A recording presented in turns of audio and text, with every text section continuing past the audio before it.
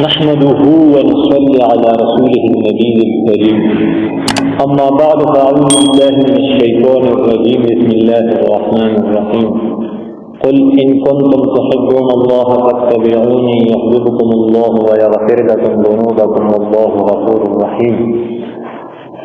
قال النبي صلى الله عليه وسلم: من أحيا سنة من سنتي أميتت بعدي فقد أحبني ومن أحبني كان معي، وفي رواية كان معي في الجنة. صدق الله مولانا العظيم. عزتمندو مسلمانانو، اللہ تعالی خاتم النبیین، خاتم المرسلین، اخری نمائندہ و اخری پیغمبر را لے او بیا نبی کریم صلی اللہ علیہ وسلم خپل نمائندگان صحابہ کرام ټول دنیا کې د دین د ترویج لپاره خوارې کړي دي او د ټول صحابه کرامو علم هغه بیا حضرت امام ابو حنیفه رحمۃ اللہ علیہ را جمع کړی دی او ټول امت ته رسولي دي. او بیا کله چې د فتنو زور پیدا شوی دی، خصوصا بر صغیر کې چې کله اسلامی حکومتونه هغه زوال پذیر شو او د انګریزانو زور نو بیا دغه فتنو سرکوبي او د دې دین بچاو هغه بیا علماء دیوبند وکړي دي.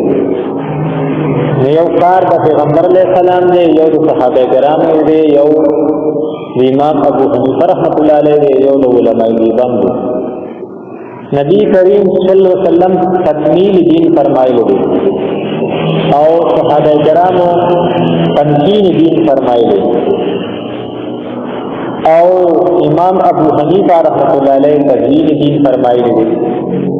او علماء دیوبند تکمیل دین فرمایلی. والله تعالی پیغمبر علیہ السلام خپل نمائندہ ګرځوي.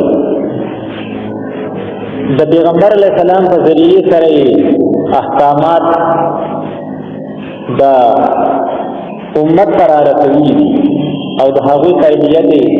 په نبی آخر الزمان سره کړي او د نبوت دروازه بند شوې ده. که چېرې پیغمبر علیہ السلام واسطه نه وي او دوی واسطه جوړه نه کړي شي، نو بیا مخلوق ته د الله پاک کلام د هغې الفاظ هغه چې تمدی نه نشي را رسېدلی او هغه بې نشي حاصلولی. او که پیغمبر علیه السلام واسطه نه وي نو د قرآن پاک معانی هغه بیا موږ پخپله نشو معلومولی. وجه دا ده چې الله پاک دا مخلوق د خپل عبادت لپاره پیدا کړي او عبادت ته وی خبره منل او په هغې باندې عمل کول، د احکاماتو اقرار کول او هغه بیا بجا راوړل. نو دا خبره خو هله منلی شي او هله بیا عمل کولی شي چې هغه ولیدي شي او د هغه واورېدي.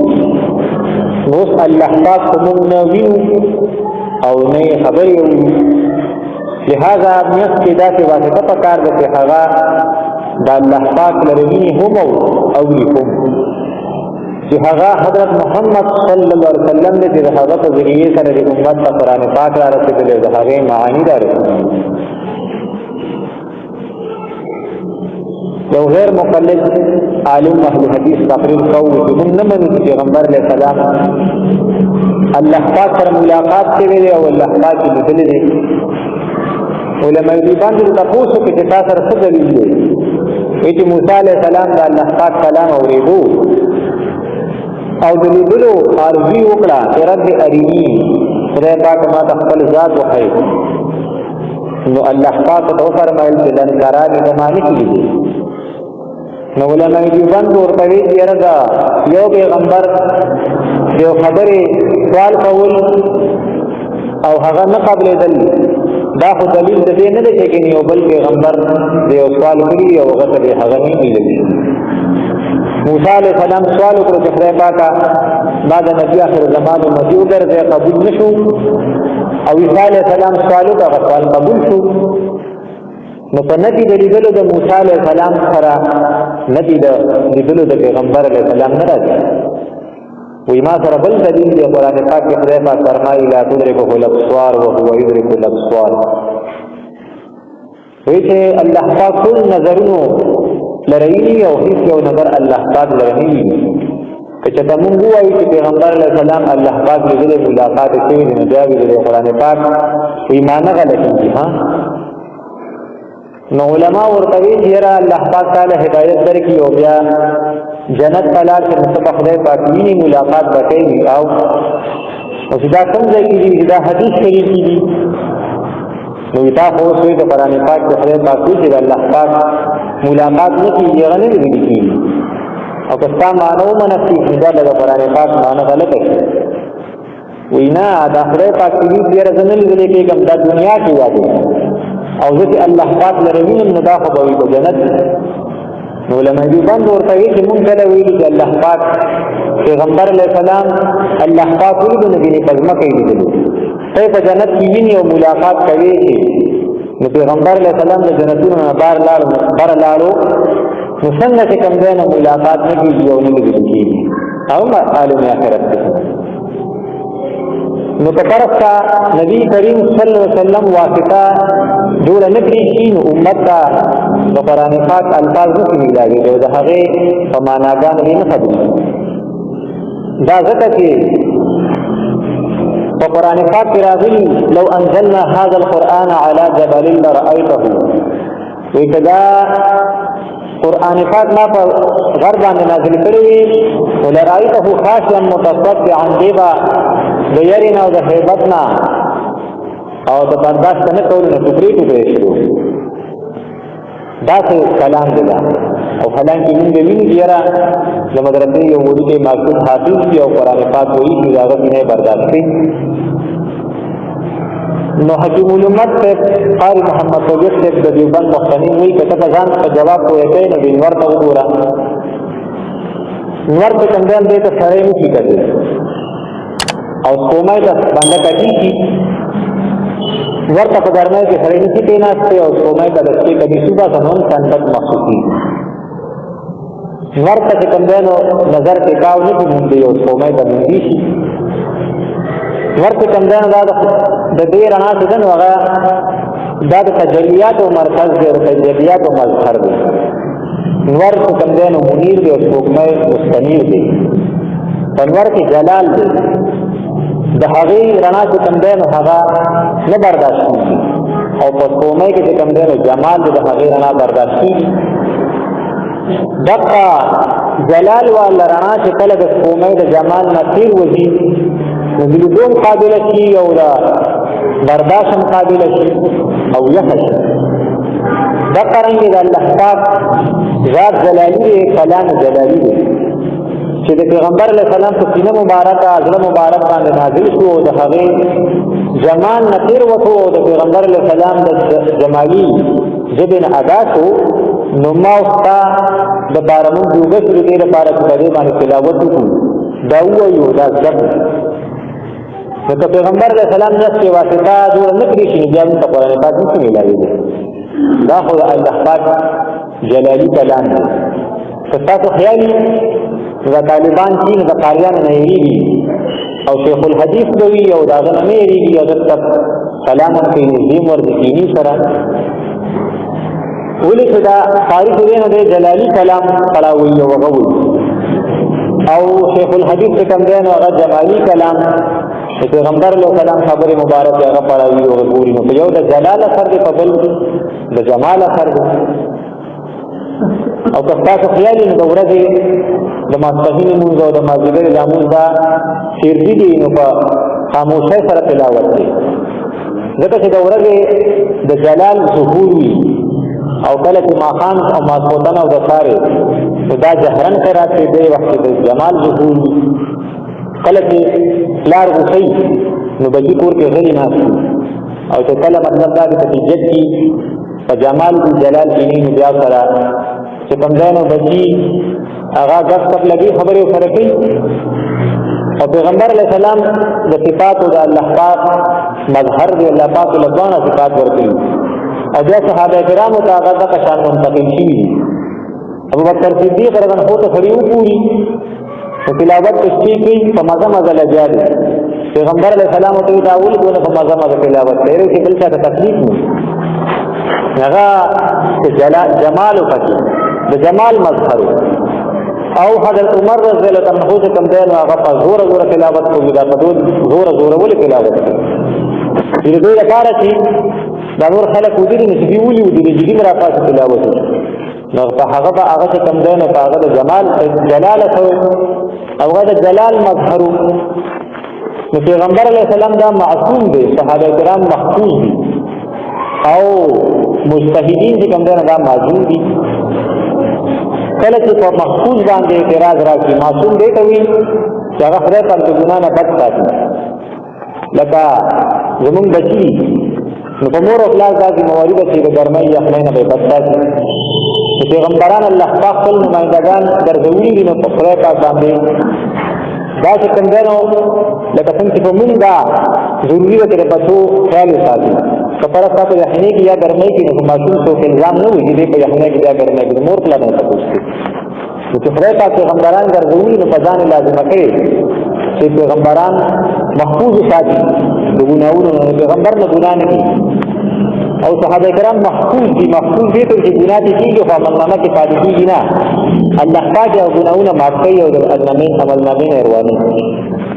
او مجتهد معذور دی، معذور دی ته وایي چې د هغه نه خطا موشي په اجتهاد کې یو ثواب وي او که حق ته ورسېږي نو دوه ثواب وي. کله چې په معذور اعتراض راشي په مجتهد نو په دلیل کې چې کوم دی نو محفوظ دي نو صحابه کرام ته ورکولی کېږي. او چې کله په محفوظ اعتراض راشي نو صحابه کرامو باندې نو په دلیل کې معصوم پیش کولی کېږي. لکه چا دا ویلي دي چې د علي رضی الله عنه په میاشت کې او د حضرت معاویه رضی الله عنه په میاشت کې چې کوم دی نو هغه اړه بداوې تېر شوي دي او جنګونه شوي دي وي خامخا یو په حق دی بل په باطل دی، یو جنتي دی بل دوزخي دی. نو په محفوظ اعتراض راغی نو جواب کې معصوم پیش کولی شي. نو علما ورته وایي چې دا تصف د بیوقوفتوب خبرې کوي. دغه د موسی علیه السلام چې کوم دی د کوه طور نه واپس راغی نو بعضې قوم چې کوم دی نو د هغې ښي عبادت کو کافران شوي او بعضې مسلمانان نو د سر نه ونیسو اخذا برأس اخیه یجره الیه، خپل ورور یې سر نه او د ګیرې نه ونیسو او داسې راښکوي. او تاسو ما ته چې راغلی وې که نه چې دوی کله دا دغه کړی یعنې دا شرارت شروع کو او دا بت او د ښي عبادت شروع کو. الله تتبعن تا ولې زما تابعداري ونه کړه ما پسې ولې راغلې. دغه ځای کې چې کوم دی نو علماو د سیاست مسایل دغه ځای نه وباسلي دي. دا مشر د دغه چې پیغمبر د هغې قوم مشر یو بادشاهي او سردارای حاکمي خو به هر حال هغه پکې نه شي. نو موسی علیه السلام لګېدلی دی او خپل ورور یې د سر نه او د ګیرې نه راښکلی دی. نو اوس ته ووایې چې کوم یو حق دی او کوم یو باطل دی، کوم یو حق دی او کوم یو چې کوم جنتي دی او کوم دوزخي دی. نو دغه ځای کې بیا دغه خلک ټیک شي، داسې نه شي وایي چې دا یو په غلطه دی دا پټي کوي وایي دواړه ټیک دي، دواړه جنتیان دي. نو صحابه کرام هم یاد کړي که څه خبرې تېرې شوي اجتهادي هغه چې کوم دی نو خبرې وي نو دواړه چې کوم دی نو حق دي. کوم حق ته رسېدلی هغه دوه اجره دي، دوه جنته، او چې کوم حق ته نه دي رسېدلی د هغه باندې یو اجر دی هم جنتي دي. دغه رنګې صحابه کرامو باندې محفوظ باندې اعتراض راشي نو په دلیل کې معصوم پیش کېږي. صحابه کرامو کې اختلاف راغی، پیغمبر علیه السلام وفات شو. بعض صحابه کرام وختر وایي چې پیغمبر علیه السلام وفات دی. حضرت عمر رضی الله عنه وایي چې پیغمبر علیه السلام حیات دی خو چا وایي چې وفات شوي دي نو سر به نه کټ کړم او هغه به اوس دا راشي او خپله فیصله وکړي. حالانکه حدیث شریف کې راځي چې ان الله جعل الحق على لسان عمر وقلبه. عمر رضی اللہ عنہ کم دین سوچ دا بھی ٹھیک ہے اور بول دا بھی ٹھیک ہے کہ خبر کہیں نو غم کی ہے کہ تم سوچ کے یہ غم کی دون جلیل قدر صحابی بعض وقت ایسی چې کم دین هوایی خبرې کړي دي دغه کم دین خبره خوش برابر خبره کوي به خوش نه ټیک خبره کوي او نور څه خبره کوي هم ټیک خبره کوي. دین یې اختلاف راغی. ابو بکر صدیق رضی اللہ عنہ راغی وی چې پیغمبر علیه السلام پاتې وي نو دلته چې صحابه کرام په میاس کې اختلاف راغی نو په دلیل کې چې کوم ځای معصوم پیش کیږي چې کله په مخصوص اعتراض راشي زه پر اختیار پیغمبر علیه السلام ودرې مشکات شریف او نور کتابونو حدیث شریف راغستې نو یو پرشتي چې پیغمبر علیه السلام ودرې دوی پرشتي چې نه پیغمبر علیه السلام یخ دی نو بیا پیغمبر علیه السلام په خپل فیصله وکړه چې دوانو رښتیا وي ها دوانو خبره ټیکه یوې پرشتي نظر زما په سترګو دوی چې پیغمبر علیه السلام ودرې د بلې پرشتي نظر زما په زړه پیغمبر علیه السلام پاسې دو ویتر وکړو ایسا صدیق رضی الله عنه تاسو په تاسو پرنداز نه کو چې په خود زما پرندام نه ماتي عینا یتنامان ولا ینام قلبی زما سترګې ودی خو زړه مې وښوي او متي چې ودی شي نو زړه او سترګې باندې ودی کېږي لہذا پرندام ماتي نو ځان ته رښتیا اشتاوي نو چې عام صحابه کرامو نظر د پیغمبر علیه السلام تاسو ورغو چې پیغمبر علیه السلام وفات او د بکر صدیق رضی الله عنه نظر د عمر رضی الله عنه نظر د پیغمبر علیه السلام په زمو مبارکو روح د پیغمبر کې نو هغه وي د بدن نه راغون شي او زړه کې جمع شي نو چې پیغمبر علیه السلام څنګه او ټول نه لوی علم او ذات تناس کې نو هغه بکر صدیق رضی الله عنه په دې امت کې یو طرف ته وي او بکر صدیق رضی الله عنه تعالی له بل طرف ته د ټول امت اعمال کوي او بکر صدیق رضی الله عنه په هغه باندې کاری نو هغه ذات تناس او نظر په سترګو هم او په زړه هم عمر رضی الله عنه وی چې کله پیغمبر علیه السلام ودی سترګې ودی خو زړه ویسي نو موږ به وایو چې ودی دا چې پیغمبر علیه السلام چې وفات راشي نو اگر کو زړه ژوندي وي او سترګې باندې وفات راغلي نو دا به وایو چې وفات دی څنګه چې ودی زړه یخ دی نو موږ وایو چې سره ودی کنه چې وفات دی اگر چې زړه ژوندي نو هم به څه وایو وفات ها دا غرام په موجود کې اعتراض راشي په دلیل کې محفوظ پیش کوي کیږي حالکه اعتراض کوي تاسو د امام بخاری تقلید نه کوي دون لوی محدثو البته د عام علماء کرامو د محققین دا رائے نه ده چې ګینه ټول نه لوی محدث امام بخاری دی یا بخاری په ټول نه صحیح کتاب دی دا د محققین رائے نه ده بلکې مشهور ده تاسو امام بخاری ولې تقلید نه کوي او د امام بخاری رحمۃ اللہ علیہ کوي نو چې کله په ماجور اعتراض راشي نو په دلیل کې محفوظ پیش کیږي موږ ته صحابه کرامو زندګۍ وګورئ ټول تفصیلی ټولنا یہ عالم حضرت ابوبکر صدیق رضی اللہ عنہ مشهور دادا او مشهور دادا چې محدث امام حضرت ابو هريره رضی الله تعالی عنہ دی حالانکه د پیغمبر علیه السلام او د صحابه کرامو په وخت کې علم صدقه او مطلب دا دی قران او حدیث ته ویل کېږي چې ټول نړۍ عالم او نواب ټول نړۍ محدث مفهوم مشهور دادا صحابه کرامو څوک امام ګرځولي وایي چې ابوبکر صدیق رضی الله عنه اینه ټول نړۍ عالم خپل مقتدا ګرځولي دی او امام ګرځولي دی محدث نه ګرځولي صحابه کرامو چې کم کار کړي چې موږ د امت اولینو ته وکړو نو ټول نړۍ عالم زمون امام سے امام اعظم رحمت الله علیه په امام ګرځولي امام بخاری څنګه ګرځولي هغه امام نو ګرځولي ها هغه چې ماجور اعتراض راشي په دلیل کې محفوظ کیږي وګوره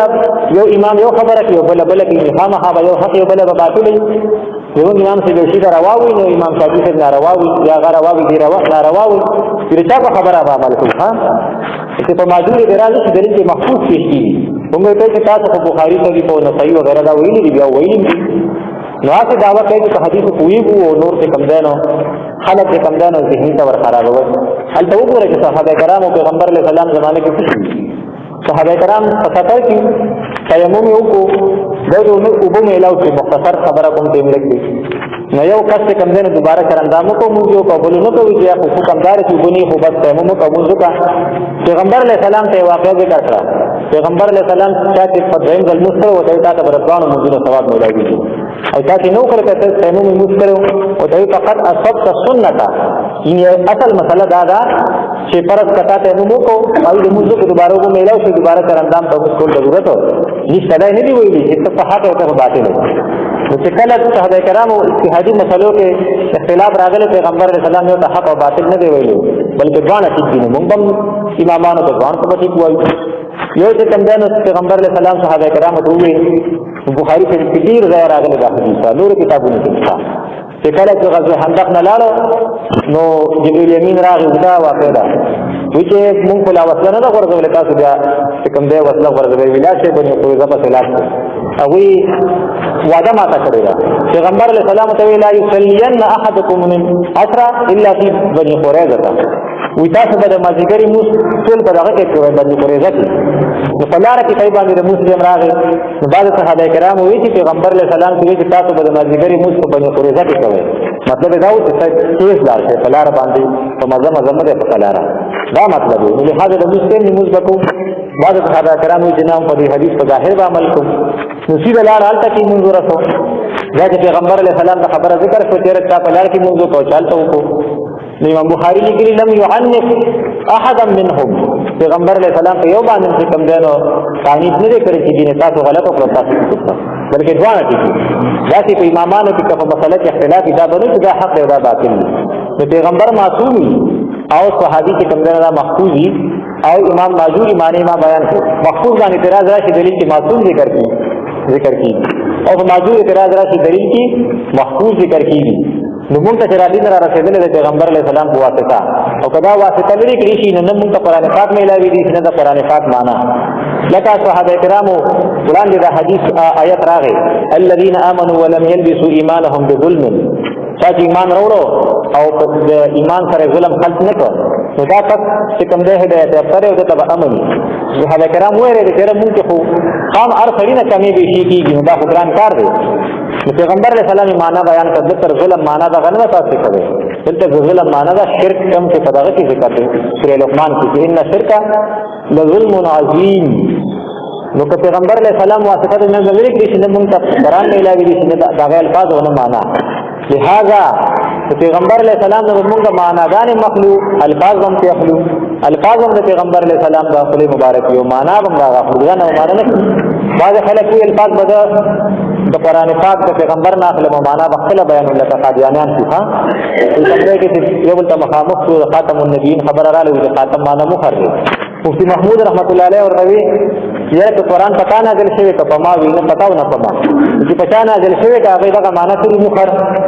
موږ به تا معنا واخلو او که پرست هغه دغه معنا نه کړی نو ته زما معنا واخله د هر حال پیغمبر علیه السلام واسطه ده د هغه نه به الفاظ مونږ ته میلاویږي معناګان دا د پیغمبر علیه السلام دا کلام مبارک د حدیثو الفاظ به مونږ ته صحابه کرامو نه میلاویږي او د هغې معناګان ان شاء الله نور تفصیل به آینده کې میلو په سنت کوي الله پاک دا موږ ته توفیق راکړي